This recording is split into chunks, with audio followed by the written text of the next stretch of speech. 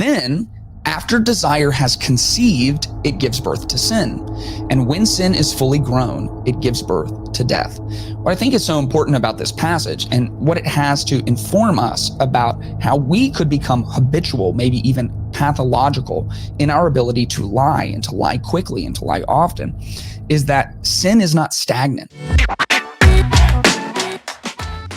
Joe Biden is not unique among politicians in the fact that he tells quite a few lies. As a matter of fact, it's hard to find a politician who will tell you the truth. Politicians are liars. It's part of what they do. Some of it is maybe incidental or accidental. Like, if you elect me, I will do X, Y, or Z. And you can just take it to the bank. They won't do X or Y, and they probably also won't do Z. Like, that's just how things happen. You overpromise and underdeliver. It's how you get into office. And once you're in office, it's kind of hard to get you out of office. So typically that's politics. And some politicians are malicious liars. They know they're lying, and that's a lot of them. And maybe you can tell me in the comments the 2 or 3 politicians that you really think have integrity and do their best to tell the truth. I'm sure they exist. There's a lot of politicians out there, but the majority of them are just known as liars. I mean, it is a stereotype of a politician because it's just true. I want to talk uniquely about Joe Biden's brand of lying. And I think there's something to learn from. And also, I just think it's unique. Yes, Trump lies. And if you are a MAGA forever, Trump is the Messiah, he's never done anything wrong, you need to know Trump also lies. And he's not a typical politician. He was like a playboy billionaire for most of his life, but he definitely lies. And people are documenting his lies. Believe that. The media are documenting. Every time he says he ties his shoe and he didn't tie his shoe, it gets documented, right? Biden is unique because while he does lie about policy, like most politicians, he also just tells actual stories and anecdotes from his life that are not all that hard to fact check. And then you find out they're just not true. And it's not just like the far right, whoever, Sky News Australia, Fox News, Daily Wire. It's not just these guys. Even CNN, MSNBC, Politico, all these people are starting to track, because to not acknowledge these very strange lies that are habitual at this point would just be so indecent as journalists that you can't ignore it. So we're just going to look at several examples of this. It's from CNN. President Biden spent 3 days this week campaigning in the critical swing state of Pennsylvania. He littered his remarks with false and misleading claims on subjects ranging from his annual earnings to his cap on seniors' prescription drug spending, to the demographics of China, to the frequency of his past travel to Iraq and Afghanistan. He lied significantly about all of those things. And in Biden's most eyebrow-raising remarks of the campaign swing, he told and then retold a story in which he strongly suggested that his late uncle was eaten by cannibals after his plane was shot down while he fought in World War II. Biden's dramatic details don't match the Defense Department's official account of the plane crash. Now, this is what I'm talking about, okay? So China's demographics, the frequency of how many times he went to Iraq and Afghanistan, he said it was like 36 times and it was really in the 20s. That's a big gap, but okay, it's a stretch, This is the thing I'm talking about, though, is like a story that's never existed. It never happened. It's not even like coincidental. And he's like, yeah, my uncle was shot down and a bunch of cannibals ate him. Bro, what? So let's look at a few other examples. Joe Biden learned his lesson long ago. Lying works, and he's too old to unlearn it. That's why he fibs so often. Just Monday, he trotted out an old fave, that he was the first in his family to go to college. At a speech in Wisconsin announcing his massive new student debt vote buying plan. It's a very biased article, just pointing that out. It's patently untrue. His maternal grandfather, Ambrose Finnegan, attended Santa Clara University. His own dad spent a year at Johns Hopkins, and the president has previously admitted that this is a lie. And this is something that has happened quite a few times as well, is he's come out and admitted later, like, yeah, that didn't really happen. And, I kind of stretched that. And, he has said that the driver who hit and killed his wife was drunk, and then he took it back and said he didn't really, and then he did again. And he said that he, marched with Martin Luther King Jr., and then he took it back, but then he says it again. So these lies over and over and over again. Here's PolitiFact just kind of running through a bunch of things. We won't look at all of them. He says he got arrested while protesting in favor of desegregation. That's false.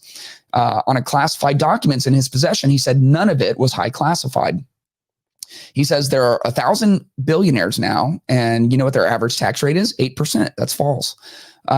He said he was at ground zero in New York the very next day, and that's false. He says, I've already declared a national climate emergency.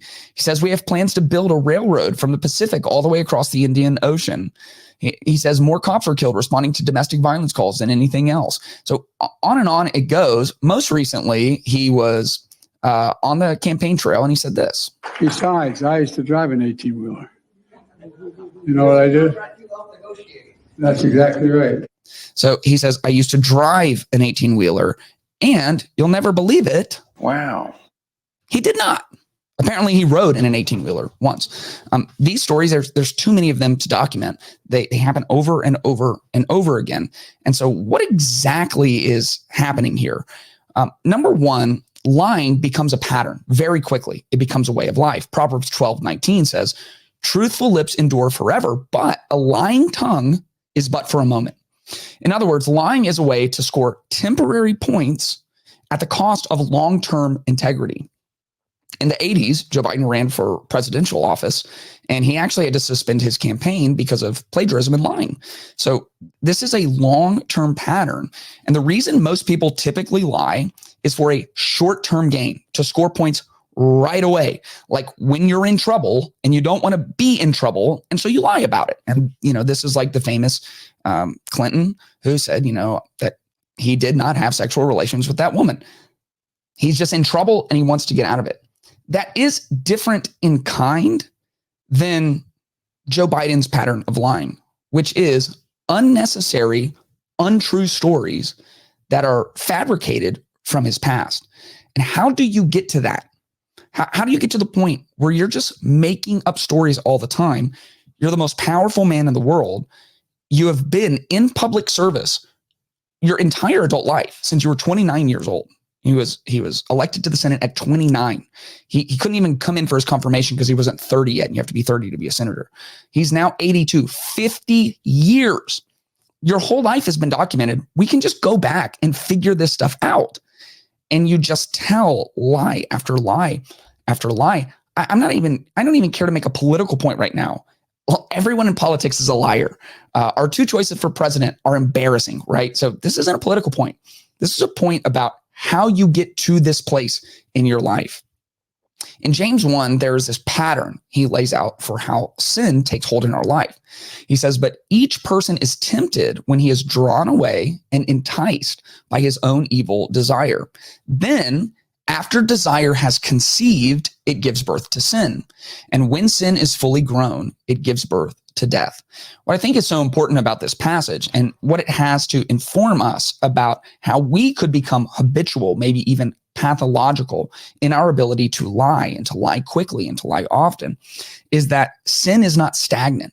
And I think sometimes we think of sin like almost shopping in a grocery store. Like you pick this sin and put it in the basket, and this sin and put it in the basket, this sin and put it in the basket. But sin is more like planting seeds, and the seeds grow and they give birth. They burst through and they become a plant, and that plant is watered and given sunlight by you holding on to those lies and continuing those lies and doubling down on those lies, and they grow and grow and grow, and eventually they take over. Telling lies becomes pathologically lying. That's what happens if you don't repent, change your mind, turn around, change your behavior. Telling lies becomes pathologically lying, which leads you someday in your old age to be seen as self-deceived instead of self-assured. And that is what we want. What we want out of the elders in our society, especially those who are in leadership, and especially those who are at the heights of leadership, is you want them to be self-assured, and you want to be able to glean off the wisdom of a life well lived. And instead, when you see our elders self-deceived, they don't have wisdom to offer you. Their currency is void. It's no good. When everything they point at from their past is fabricated, it makes it seem like they don't have a foundation of wisdom to stand on in order to lead us. And we should pay careful attention to that, because if we allow little lies to take root in our own life, we could become the older person someday who's living a life of legend instead of a life of legacy. Enjoyed this video, make sure you are subscribed so you can stay up to date with all new content. And if you want early access, exclusive content, and monthly live Q&As, make sure to check out patreon.com/Clayton Tyner.